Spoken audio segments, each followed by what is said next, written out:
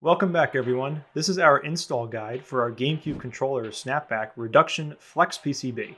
This is the easiest way to reduce snapback on your original GameCube controller, all while no trimming or wires are needed. You're going to need to disassemble your controller to the point where the rumble bracket is removed.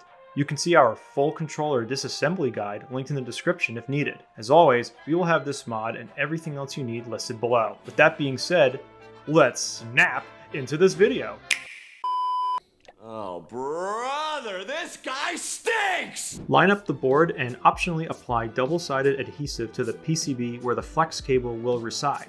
Then carefully line up the flex PCB with the rear connections for the main joystick and press it into place. Next, we're going to solder the connections. Apply solder to each of the 4 gold contact points. Ensure that the joints are not bridged, and if you add too much solder, you can remove extra solder with solder braid and some solder flux. See our soldering guide in the description if you need more guidance.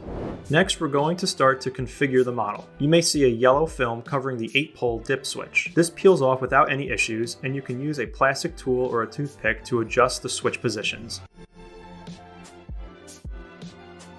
There are 4 values per axis, ranging from 150, 220, 330, and 680 nanofarads. We recommend starting with a base value of 150 for older controllers. If you have one of the newer Smash Ultimate controllers, you might want to try 220 or 330. On our module, this would mean enabling switches 1 and 5 for 150 nanofarads. As you play with and wear down your controller sticks, you may find the need to adjust the capacitance required to maintain the same level of snapback reduction. If you are experiencing stick drift or other issues, it might be time to replace the stick potentiometers altogether. Stay tuned for a guide on that process soon. Lastly, it's time to test and adjust. Install the rumble bracket and rear shell.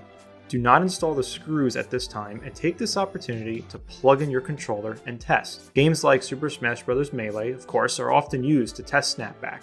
This can be done in the main menu or on the character select screen. At the main menu, where you can select the game mode, try flicking the stick up or down.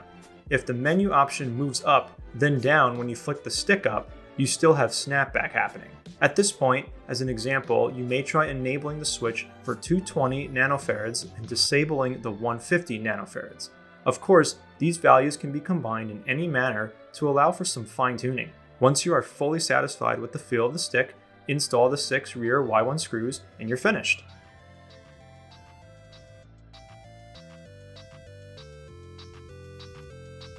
And that's it. We hope you enjoyed this video, and shoot us a like and hit that subscribe button. Thanks for watching, and we'll see you next time.